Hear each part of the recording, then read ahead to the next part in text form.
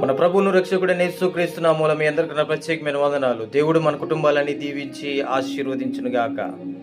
ప్రతిరోజు ఒక దైవికమైన వర్తమానం మనం వింటున్నాం. మన కుటుంబాలు మనం బలపడుతున్నాం. దేవుని యొక్క సన్నిధిని అనుభవిస్తున్న మన కుటుంబాలన్నీ దేవుడు దీవించి ఆశీర్వదించునుగాక. God bless you. ప్రతిరోజు ఒక అద్భుతమైన దైవ వర్తమానాన్ని మనం వింటున్నాం. అది మన కుటుంబాలకు ఎంతో ఉపయోగకరంగా దేవుడు మారుస్తున్నాడని నేను నమ్ముతున్నాను.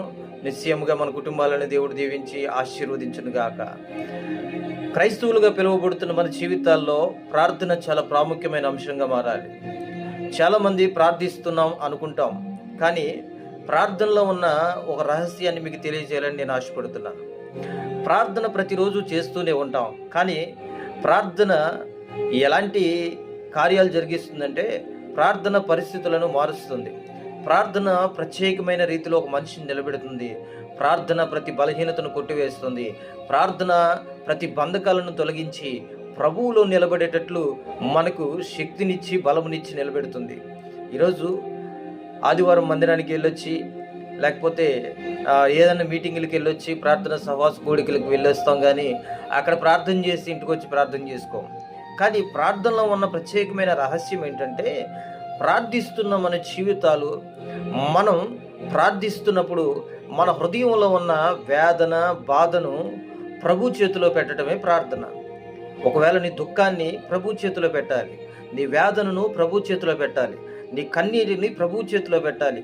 మన హృదయపూర్వకంగా మనలో ఉన్న ఆ భారాన్ని బాధ్యత కలిగిన యేసయ్య చేతిలో కనుక మనం పెట్టగలిగితే, ఈరోజు నీ సమస్త భారాన్ని తొలగించే దేవుడు ఆయన. మనకు ఆ భారం ఎప్పుడైతే తొలగిపోతుందో మనకు సంతోషం కలుగుతుంది.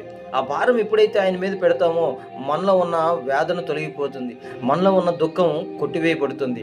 మనం సంతోషంగా మారడానికి మనలో ఉన్న ఆ భారాన్ని ప్రభు అయిన యేసుక్రీస్తు ఆ చేతిలో పెడితే, ఆ ప్రార్థన మనం చేయగలిగితే, నువ్వు ఇంట్లో నీ కుటుంబంలో నువ్వు ప్రార్థన చేస్తున్నప్పుడు మోకాళ్ళు వేసి రెండు చేతులు ఆకాశం వైపెత్తి నీ హృదయంలో ఉన్న బాధను ఆయన చేతిలో పెట్టగలిగితే, నీ కుటుంబంలో ఉన్న దుఃఖం, నీ కుటుంబంలో ఉన్న వేదన, నీ కుటుంబంలో ఉన్న బాధ, నీ కుటుంబంలో ఉన్న ప్రతి సమస్యను నా దేవుడు తొలగిస్తాడు, అటు ఆశీర్వాదం ఇస్తాడు. ప్రార్థనలో ఉన్న ఆ రహస్యాన్ని మనం ఈరోజు తెలుసుకోవాలి.